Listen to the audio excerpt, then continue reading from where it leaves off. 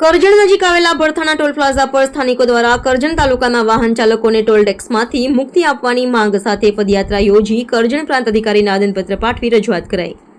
વડોદરા જિલ્લાથી પસાર થતા રાષ્ટ્રીય ધોરીમાર્ગ નંબર 48 પર આવેલા કરજણના ભરથાણા ગામની સીમમાં ટોલ પ્લાઝા પર કરજણ તાલુકાના વાહન ચાલકોને ટોલ ટેક્સમાંથી મુક્તિ આપવાની માંગ સાથે એક બિનરાજકીય ચળવળ ઊભી થતા સમગ્ર મુદ્દો ટોક ઓફ ધ ટાઉન બનવા પામ્યો છે।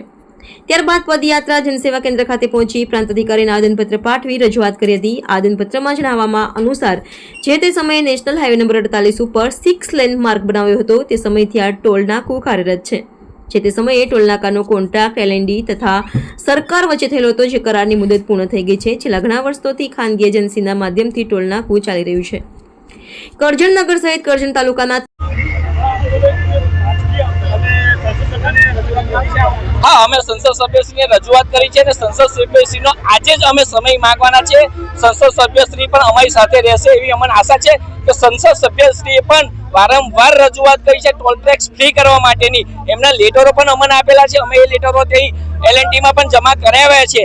माटे संसद सभ्यश्री पण अमारी साथे रहेशे एवी अमने आशा छे। एक अनोखो अभिगमथी एक कार्यक्रम राखवामां आव्यो तो पदयात्रा एसडीएम ने आवेदन पत्र आपवाना छे અને અમારી મુખ્યત્વે માંગણી એ છે કે ભરૂચ જિલ્લાને જીજે 016 ગાડી ફ્રી થતી હોય, સુરત જિલ્લો ફ્રી હોય, વાસદ બધું ફ્રી હોય તો વડોદરા જિલ્લો કેમ ફ્રી નહીં? અને આ જે તે સમયે એલએનટી ને સરકાર વચ્ચે જે કરાર થયો છે એ કરાર આજથી 4-5 વર્ષ પહેલા પૂર્ણ થઈ ગયો છે અને સરકારે આ ટોલ નાકાથી અબજો કરોડ રૂપિયા ઉઘરાવ્યા છે। પરંતુ હાલની અંદર આ જે ખાનગી એજન્સીના મારફતે આ કોન્ટ્રાક્ટ ચાલી રહ્યો છે તો સ્થાનિક લોકોને ટોલ મુક્તિ મળવી જોઈએ એ હેતુથી અમે આ કાર્યક્રમ રાખેલો છે। टोल मुक्ति ने लईने आज जे आंदोलन થઈ રહ્યું છે ભરથાણા ટોલ નાકા ઉપર એના વિશે શું કહેશો?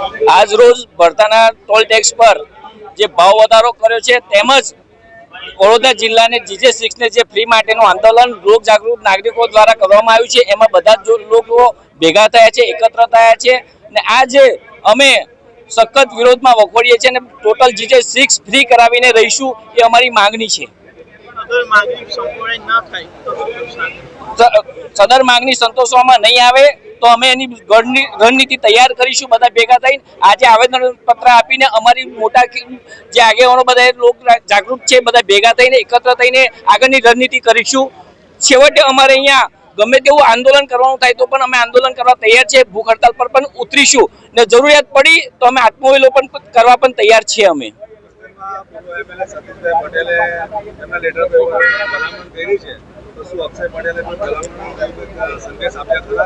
अमारी लोक जागृत माणसों द्वारा जे सतीश भाई टेको आप्यो छे तेने अमे आवकारीए छीए। धारासभ्यश्री द्वारा हजू अमने कोई प्रकारनो लेटर नहीं आपवामां आव्यो के कोई मौखिक रजूआत पण करवामां नहीं आई आंदोलन ने जोड़ती, तो अमे धारासभ्यश्री ने पण ए ज रजूआत करीए छीए के तमे आवो, लोकोनी जागरूकता साथे रहो અને બધાને ટોલ ટેક્સ ફ્રી કરવામાં મદદરૂપ થાવ।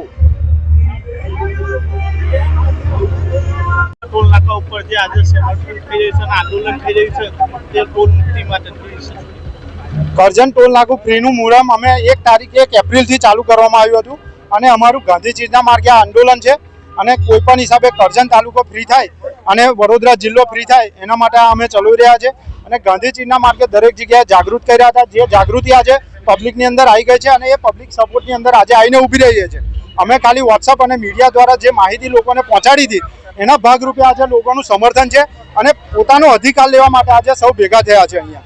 એટલા માટે સ્થાનિક જે અહીંયા એજન્સી છે એમને પણ અમારી રજૂઆત છે કે આ જે મુહિમ ચાલુ કરી છે, આજે શરૂઆત થઈ છે, આ ટોલ નાકું ફ્રી કરવામાં આવે એની જ અમારી માંગ છે।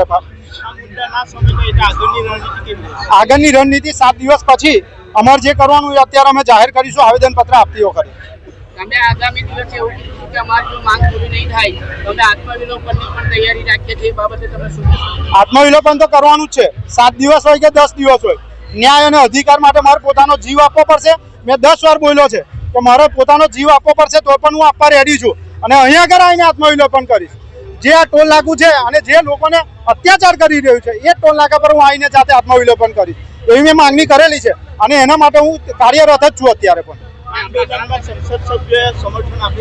સંસદ સભ્યને ટેલિફોન દ્વારા જાણ કરવામાં આવી હતી ત્યારે એમને પણ કીધેલું હતું કે હું પણ સમર્થન કરીશ અને 2022 પણ એમને આ ટોલ નાકા માટે જ્યારે આગળ અગાઉની જાગૃત નાગરિક દ્વારા આંદોલન કરવામાં આવ્યું હતું ત્યારે એમને પણ લેટર લખેલો હતો અને અત્યારે પણ એમને જાણ કરી છે. ત્યારે પણ એમને કીધેલું છે કે અમે આગળ હું રજૂઆત કરીશ અને આની અંદર સહયોગમાં રહીશું તમારા માટે. સ્થાનિક ધારાસભ્યો દ્વારા કોઈ પ્રતિક્રિયા આવી છે? અત્યારે કોઈ પત્ર લખવામાં નથી આવ્યો કે કોઈ ટેલિફોનિક અમને જાણ કરવામાં નથી આવી.